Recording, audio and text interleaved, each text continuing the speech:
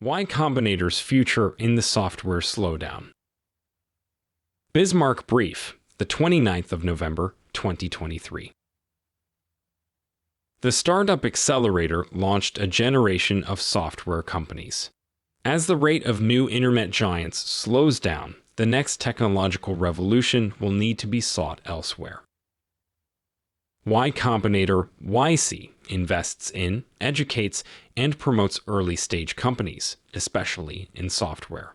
Since its founding in 2005, the Startup Accelerator's educational program has helped birth companies including Airbnb, Reddit, DoorDash, Stripe, Twitch, Coinbase, Dropbox, Instacart, and Flexport, and over 1,000 others. YC estimates the total valuation of these companies at over $600 billion, meaning the organization's profits on these investments are likely in the tens of billions of dollars. Through its mentoring and prestige, the accelerator has set much of the professional culture and institutional practices of software startups. Through the essays of YC founder Paul Graham, as well as through its influential online discussion forum, Hacker News, it has also exerted and continues to exert a wider cultural and intellectual influence on Silicon Valley, which is the core driver of U.S. economic growth and technological dynamism in the present day. The core of Y Combinator is a 3-month semi-structured program for the founders of young companies. Entrepreneurs work intensively on their companies while immersed in a social environment that instills the explicit lessons and illegible norms of YC's tradition of knowledge. Entrepreneurs are sorted into groups and smaller sections to form deeper bonds. The instructors, themselves former entrepreneurs and alumni, provide mentorship and advice during office hours. Participants attend talks by founders of successful companies. This experience inducts participants into being YC alumni, serving as a vetted network of people with similar outlook, skills, and shared experiences, much like a 20th century American college fraternity. A company finishes the program with its sales pitch to investors at Demo Day, where the graduate is all but guaranteed offers of large investments at favorable terms. Software culture interprets acceptance into Y Combinator as a strong credential, so YC companies have a much easier time wooing investors, hiring employees, and sometimes even acquiring customers on the basis of this endorsement. There are now other startup incubators and startup accelerators, but none have even a fraction of YC's prestige, nor of its track record of successful graduates. Venture capital and the valuation game. Y Combinator is a combination of a venture capital fund on the one hand and an education and accreditation program on the other. As an early-stage venture fund, its business is investing money into young and untested companies in return for a substantial ownership share. The theory is that most of an early-stage venture capital firm's portfolio companies will go bankrupt and return nothing. Some will do reasonably well, while a tiny fraction will become wildly successful and return most of the investors' profits. Startups normally take investment in a series of rounds. Unlike publicly traded companies whose stock is bought and sold on exchanges like the New York Stock Exchange, ownership of startups is privately held and is traded only rarely. In a given round of financing, a startup's owners and potential investors will negotiate to determine what fraction of the company ownership to sell in return for how much money, and this will be used to calculate the company's valuation, that is the implied worth of the entire company in dollars. Currently, Y Combinator invests $125,000 in return for 7% ownership in the companies that go through its program, sets aside $375,000 to automatically invest in the next round of financing, and also gets a right to continue to invest in subsequent rounds at the same price as other investors. For most of its history, YC has bought 7% of the companies that go through its program, although the amount of money it offers in return for this share has grown massively over time. Like any investor, Y Combinator's ownership percentage will drop in later financing rounds as it is diluted by the creation of new stock, and also if it sells off its ownership in its portfolio companies before they reach their peaks. But its ownership may also rise if it invests more in later rounds, as it regularly does.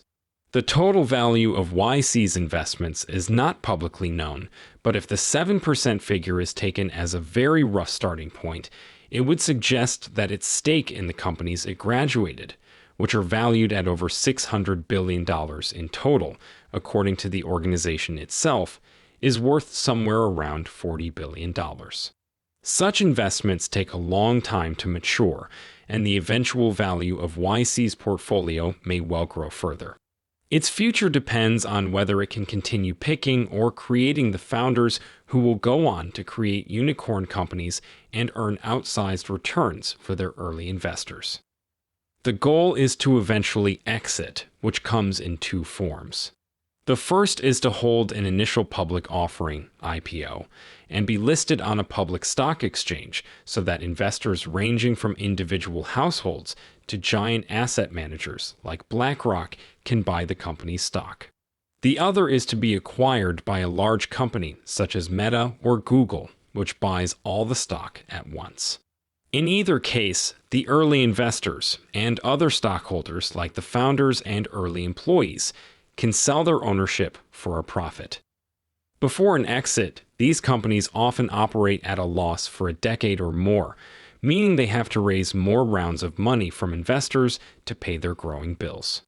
A successful company will have a larger valuation in each round of financing, as its customer base grows and it shows greater promise. A drop in valuation is referred to as a down round, and is generally considered very negative. In principle, these valuations are based on expectations of future profits. In practice, as in many other forms of contemporary finance, the link can often be tenuous. Valuations are prone to large swings for opaque reasons, such as when payment processing company Stripe, once YC's highest valued portfolio company at $95 billion in 2021, cut its valuation down to $50 billion at a stroke in 2023. Stripe co-founders Patrick and John Collison attended YC in 2009. DoorDash, the largest food delivery company in the U.S., went through YC in 2013. Today, DoorDash has a valuation of over $30 billion, but still operated at a loss of over $1 billion in 2022. It remains to be seen whether DoorDash will become profitable, but this is only incidentally related to whether investors themselves profit. SoftBank invested $680 million into DoorDash starting in 2018, then sold much of its stake for $5 billion within a year after DoorDash's 2020 IPO. Charismatic startup founders like WeWork's Adam Neumann or FTX's Sam Bankman-Fried have infamously conjured vast, but ultimately fleeting valuations. No major YC company has suffered such a total collapse, although it is possible that OpenSea, a non-fungible token NFT marketplace, valued at $13 billion in 2022, might. OpenSea's trading volumes have dropped 99% as the recent NFT craze has faded, reportedly prompting one investor to internally mark down its investment by 90% so far. Such extreme cases are rare, but nevertheless demonstrate that the wider market for startup equity is in large part a Keynesian beauty contest. Market speculation where choosing the same company to invest in as other investors can outweigh company fundamentals, since most investors lack special knowledge of the company's circumstances. Because the core staff of Y Combinator are mostly former software entrepreneurs themselves, and therefore have at least some special knowledge of the companies they are investing in, they are somewhat insulated from the dynamics of such a Keynesian beauty contest. However, Paul Graham has argued that most major buyers and sellers of equity in software companies are making big decisions about things they don't understand, and it is these decisions which set the prices in the market YC relies on. Graham further writes elsewhere that valuations are made up on the basis of strategic considerations, custom, and outright collusion, and so are far from reflecting any kind of value of the company. Even if YC is better able to evaluate substance, they can in practice make money simply by reselling their investment to less grounded investors at an eventual IPO, or to large foreign investors like SoftBank or Saudi Arabia's Public Investment Fund. The power of the alumni network. In 2005, Paul Graham co-founded YC with Trevor Blackwell and Robert Morris, two of his core colleagues at his earlier startup, Via Web, as well as Jessica Livingston, his now wife. It began with a summer fellowship in Cambridge, Massachusetts, pitched to college students as an alternative to summer jobs, with YC's investment consisting of about $6,000 per person for living expenses, unless you've told us about specific hardware you need. When Y Combinator staff speak of graduates, alumni, and office hours, it is not just turns of phrase. Like the elite universities of Graham's youth, YC is meant to provide an education appropriate for top business people, socialization into an upwardly mobile class, an induction into a high-trust professional network, and a strong credential of generalist competence. As universities have declined over the decades, YC now ironically achieves these goals better than the elite universities themselves.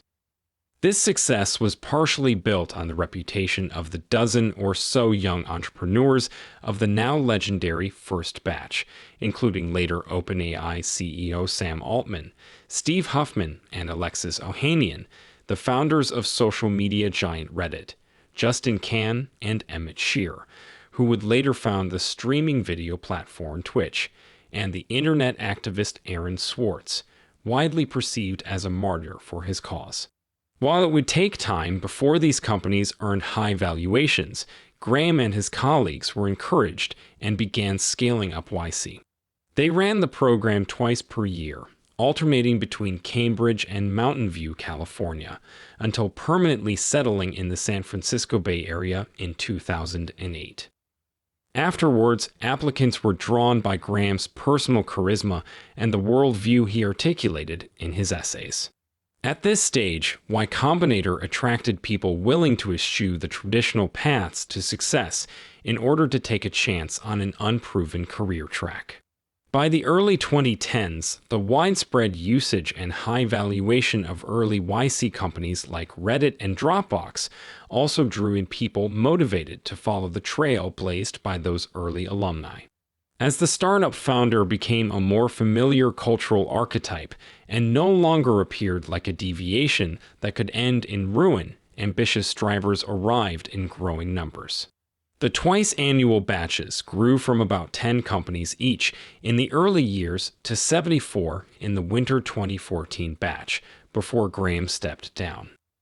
With an intake process that emphasizes past accomplishments and interviews rather than bureaucratic credentials, and with an ethos of taking chances on those who show promise rather than weeding out those who might fail, YC has been able to select charismatic and energetic candidates for its program.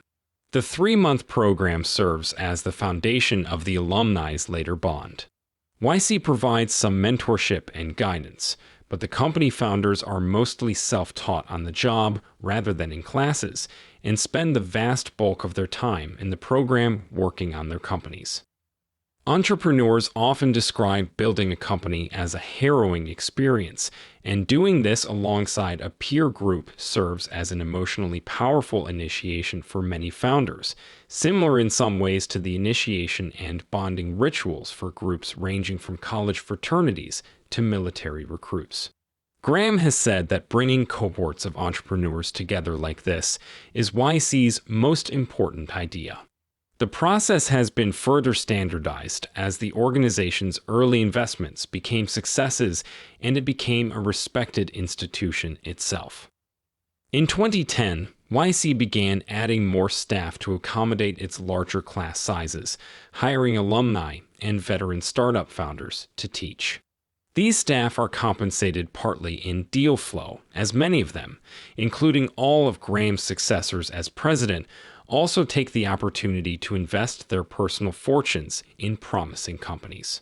Over time, the growing accelerator was reorganized to rely more and more on these second-generation instructors rather than the original founders. Meanwhile, investors began to perceive graduates as pre-vetted winners, and in 2011, investors Yuri Milner and Ron Conway offered an automatic $150,000 investment to every YC graduate. Since then, an ecosystem of other venture capital funds has grown, which invest mainly or entirely in YC companies. As YC's reputation and its financial ecosystem have grown, founders have been able to raise more money on better terms. The alumni network kicks in to offer connections, private information, and other assistance to founders, a practice which was largely started by Sam Altman during YC's infancy and has since become ingrained. Fellow founders may take a meeting, make an introduction, offer a discount, or buy an untested product out of solidarity. They are also given access to a private social network, Bookface, which they retain as alumni. YC maintains a private blacklist of investors who have unethically screwed over its companies, and ensures its portfolio companies are forewarned. Many staff also use the program as an opportunity to scout promising companies and make investments, either in their personal capacity or on behalf of funds which they manage. This level of access and support by no means assures that a company will succeed, but it undoubtedly provides a very useful advantage. Paul Graham's theory of economic growth. Paul Graham is the live player who designed the Y Combinator program and built its economic engine. He is also an influential intellectual who, more than anyone else, created and popularized the idea of what a startup founder is. Graham constructed a legitimizing ideology that cast startup founders as economic heroes responsible for society's prosperity. As he thought through all the things they should change about the venture capital business, Graham was inspired to start YC and transform venture capital in line with his vision. Paul Graham was born in 1964 in England and moved to the US at the age of 4, growing up in Pennsylvania. He graduated from Cornell University and then acquired a PhD in computer science from Harvard University. After briefly pursuing a career as a painter, in 1995 he co-founded ViaWeb, a software company that let clients build online storefronts, which was then a cutting-edge business. The company proved successful and in 1998 was bought by Yahoo, at the time the world's most formidable internet software conglomerate, for $49 million worth of stock. Soon after, Graham left Yahoo and used his newfound leisure to work on personal projects like designing a new programming language and publishing essays on his blog. In these essays, Graham thought through an economic theory which would serve as the basis for YC's strategy. Software and computer entrepreneurs predate Y Combinator. Microsoft's Bill Gates, Apple's Steve Jobs, and Amazon's Jeff Bezos had built highly successful companies in the decades before Graham's influential essays, as did Graham himself. However, at the time, the public perception of Gates, Jobs, and other such tech entrepreneurs was not of visionary businessmen, but of nerds and engineers whose obsession with computers had allowed them to strike it rich. Software entrepreneurs who instead marketed themselves as businessmen, like the Bloomberg Terminal's Michael Bloomberg, were not perceived as software entrepreneurs at all. For their part, the culture of programmers, or hackers, as Graham called them, generally viewed business as exploitative at best and dishonest at worst, and denigrated the practices of salesmen, MBAs, and other suits in favor of the purity of writing code. Graham changed all this by painting a picture where software entrepreneurs were virtuous pioneers responsible for creating tremendous value and wealth for the world. Going into business was no longer an abandonment of the higher principles of the craft for mere worldly concerns, but was now nobly taking up a burden on behalf of society and being justly rewarded for hard work and courage if the work should succeed. He articulated paths to professional and social success for startup founders and later engineered the software industry's culture and institutions to be more favorable to founders. Graham laid out these ideas in essays on his blog, and later the Hacker News Forum catalyzed an influential community which popularized his views throughout programmer culture. Notably, all this also guarantees deal flow for YC, since those compelled by Graham's writing will possibly decide to apply to YC. The core of Graham's economic analysis that underwrote his archetype is the productivity of individuals, as he wrote the year before he started YC. Graham argues that some people produce far more than their peers, or can in the right circumstances, but this does not happen in large companies because people who work harder and better see relatively little reward. In his words, I think the single biggest problem afflicting large companies is the difficulty of assigning a value to each person's work. You can't go to your boss and say, I'd like to start working 10 times as hard, so will you please pay me 10 times as much? The only way to incentivize such productivity and the great personal sacrifices that go with it is by starting a small company where the benefits accrue directly to the owner-operators, the founders. This belief in the outsized value produced by the best people is also the reason for YC's obsessive focus on funding the most promising individuals, even if their company seems bad.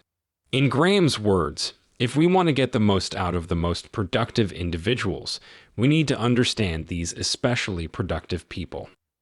In Graham's view, the advent of software since the 1990s means that these people can now start major companies with no capital investment beyond their own living expenses, changing the balance of negotiating leverage from investors to founders and releasing a flood of untapped entrepreneurial energy. If these founders can set aside office politics and complex plans as secondary in order to simply make something people want, then the rest will fall into place. Graham further argues that wealth acquired through business is the most moral and legitimate type of wealth. There are plenty of other ways to get money, including chance, speculation, marriage, inheritance, theft, extortion, fraud, monopoly, graft, lobbying, counterfeiting, and prospecting. For most of the world's history, if you did somehow accumulate a fortune, the ruler or his henchmen would find a way to steal it.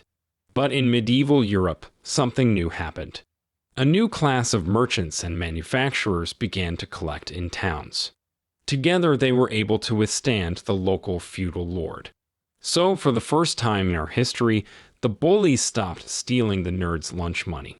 This was naturally a great incentive, and possibly indeed the main cause of the second big change, industrialization. Through his writing and creating the institution which educated so many prominent startup founders, Paul Graham has influenced the ideal of what a startup founder should be, more than any other individual.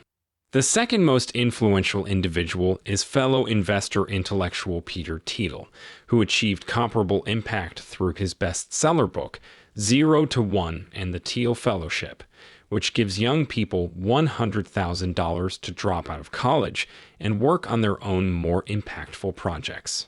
The popularity of Graham's writings also contributed to books such as Eric Rye's The Lean Startup, that further developed the software entrepreneur's tradition of knowledge, and as well as the heroic self-image of founders. In 2007, Y Combinator launched Hacker News, a discussion forum Graham coded in his homebrew programming language, Arc. Hacker News was largely inspired by Reddit, itself a YC graduate, and was intended to recreate the way Reddit felt back in 2006. This soon became a major hub for the growing startup culture, centered around YC alumni, and for hacker culture more generally. The forum is designed to preserve its niche culture, with active and aggressive moderation, limited privileges for new users, and algorithmic tweaks to discourage unwanted posts. Graham has continued publishing essays, albeit more slowly, developing and popularizing his thoughts on software startups, and making the case that ambitious young people should found companies. Sam Altman's leadership. As a company made up largely of startup founders, YC also began organizing and advocating for the interests of startup founders as a distinct social class. By example and by advocacy, it played a role in raising the investment amounts early funders receive and in marginalizing the once common practice of early investors receiving a seat on the board of their portfolio companies.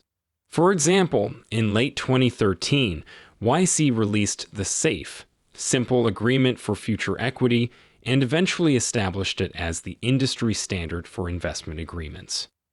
Graham retired a few months later in early 2014, succeeded in his role as president by his protege Sam Altman, a live player with a very different skill set and character than Graham. Whereas Graham is an intellectual first and foremost, who uses analysis and theory to understand the economic landscape and deduce the correct moves, Altman is mainly a dealmaker, networker, and marketer. Today, Altman is best known as the CEO of OpenAI. At the age of 19, Altman attended YC's first ever cohort and left school to continue building his company. His startup, Looped, began as a phone app that let users share their location with friends, and over time added more and more social features in an ultimately unsuccessful attempt to achieve massive user growth. Altman nevertheless made a strong impression on Graham, who in 2006 wrote, "Looped is probably the most promising of all the startups we funded so far. But Sam Altman is a very unusual guy. Within about 3 minutes of meeting him, I remember thinking, so this is what Bill Gates must have been like when he was 19. Graham took Altman under his wing, and Altman began aggressively networking on behalf of Y Combinator and its companies. Graham later recalled that Altman set the standard for how much the alumni help one another and did most of the initial intros in Silicon Valley for YC itself. In 2011, Altman officially joined as a part-time partner, instructing new companies. In 2012, he sold Looped for $43 million to Green Dot, a prepaid debit card company. This was an apparent acqui-hire, a term for when an established company buys a startup in order to acquire its employees. Shortly after, Altman started Hydrazine Capital, a venture fund which invested in early-stage companies, including many YC companies.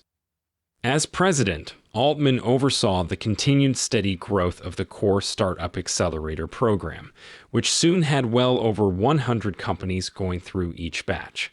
Altman increased the size of initial investments about sevenfold to $120,000 in return for the same 7% of the company. He also launched a number of initiatives that later petered out, including a Chinese branch of the organization and a fellowship for companies not yet ready for the core program. But most significantly, in hindsight, was what would later become OpenAI. In October 2015, Altman launched YC Research, a nonprofit lab, with $10 million of his own money. YC Research's first program was on artificial intelligence, and within months, it also began its second program, a basic income experiment, which has since spun off into a separate organization and changed its name to Open Research. In December 2015, YC Research's AI project joined forces with Elon Musk and leading AI researchers who were interested in, and ostensibly concerned about threats from, Artificial General Intelligence, AGI. Together, they formed OpenAI, a nonprofit research organization. Musk drifted away and formally left in 2018, shortly before OpenAI released GPT.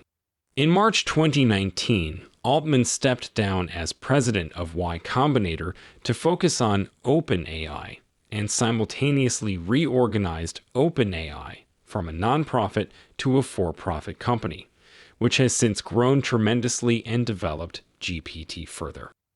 Altman believes technological progress driven primarily by artificial intelligence will create material abundance that will upend modern civilization. He wants to build and steer this technological revolution and redistribute the material gains of technology to society at large through policies like Universal Basic Income, UBI.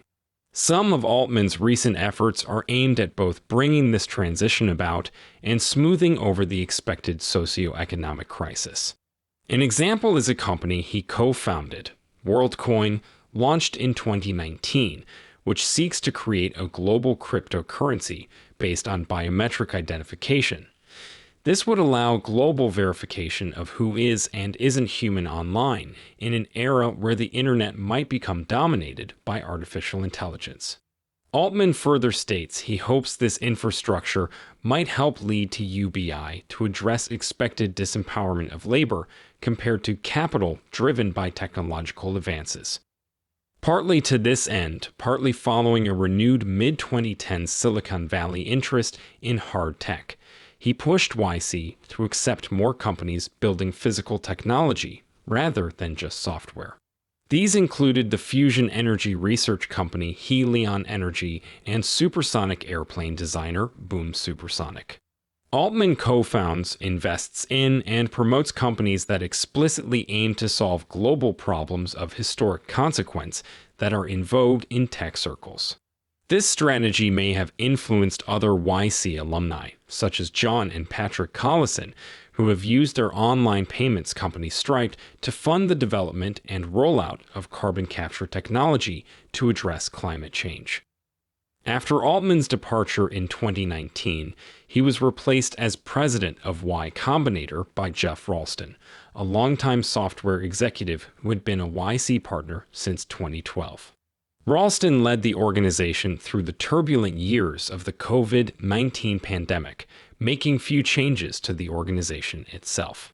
Ralston made the second-round investments automatic rather than discretionary. In 2023, Ralston stepped down and was replaced by Gary Tan.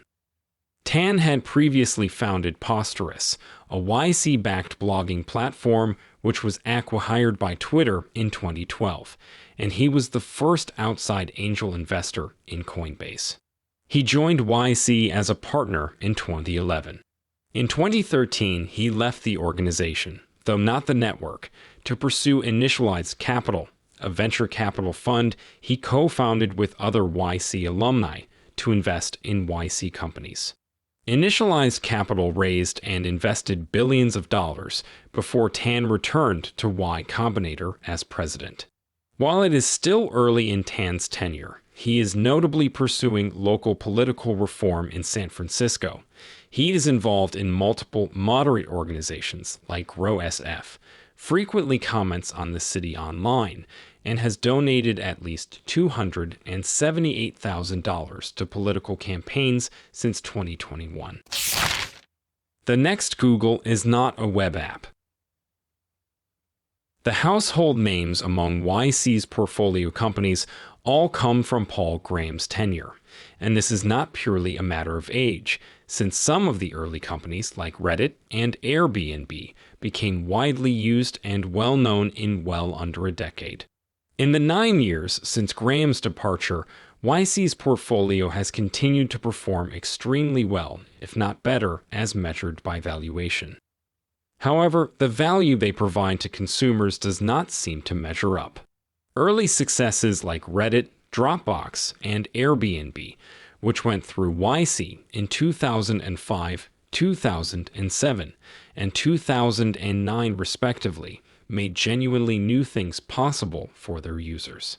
Even the less flashy successes like payroll company Gusto, which went through YC in 2012 and is valued at $9.5 billion as of 2021, participated in the phenomenon of software eating the world, making it notably easier to automate administrative tasks which had formerly involved more human labor. In contrast, the successes from after Graham's tenure are lesser known and less transformative for their users. For example, Faire, an online wholesale marketplace using a model similar to Amazon, Alibaba, or Etsy, was valued at $12.5 billion in 2022 and has undergone 2 rounds of layoffs since then. Brex, which provides credit cards and other financial services to businesses, was valued at $12.3 billion in 2022. Both Faire and Brex were part of YC's winter 2017 batch. Early-stage venture capital investments take a long time to come to fruition. These or other YC companies from after Graham's tenure may yet prove to be economically and culturally important like their forerunners. The evidence so far, however, suggests that their impact is well below that of earlier YC companies of similar age, in spite of their higher valuations. It might seem, then, that the golden age of the internet startup has passed. Decades ago, a handful of hackers in a dorm room could upend major parts of economic and civic infrastructure. Over time, however, the internet has centralized. Major internet companies have entrenched themselves politically, and upstarts have a far harder challenge. Any new industry goes through an initial period where it is a wide open field suitable for building new independent empires and power centers, but by the time this opportunity becomes widely known to ambitious strivers, it has usually been fully exploited and tapped out by the trailblazers who got there first. The raw economic opportunities for transformation may not be exhausted, but the political economy makes them far harder to exploit. Many Silicon Valley technologists hope the recent boom in artificial intelligence startups will prove to be a continuation of the previous golden age of startups. Notably, this AI boom follows a quickly forgotten boom in cryptocurrency and Web3 startups that was also marketed as such. According to Paul Graham, in the last batch of YC, half the companies weren't AI startups. This implies YC is now betting a full half of its capacity on AI. Unlike previous waves of startups, even including cryptocurrency, the AI boom faces a clear and imminent threat of heavy regulation from governments that would prevent large new empires from forming. Silicon Valley may prevail nevertheless, but these are new and formidable challenges. Some of YC's more recent companies have been economically important, but are not internet software startups so much as hardware startups. For example, Cruise, a self-driving car company that in 2014 went through the final YC batch before Graham stepped down, operates its self-driving software in the physical world and will continue to do so, assuming they can overcome the problems behind a 2023 safety recall. Flexport, from the same batch, has been eating the world of international freight logistics, requiring both digital and material expertise. These companies have not just achieved high valuations, but aim at transforming economic life. Altman's attempt to diversify away from the internet and software may prove prescient. While companies like Faire or Brex are unlikely to carve out empires comparable to earlier companies like Stripe or Twitch, let alone conglomerates like Google or Meta, YC's pipeline is in little immediate danger. Venture capital is not necessarily quick to react to such changes, and it took over half a decade before venture capitalists fully realized the potential of YC's approach in the first place.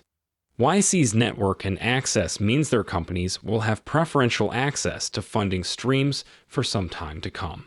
Even if successes at the level of Stripe or Airbnb peter out, then YC would lose out on the unprecedented profits it has enjoyed so far, but more modest software unicorns and acquihires would likely keep it profitable by any reasonable measure.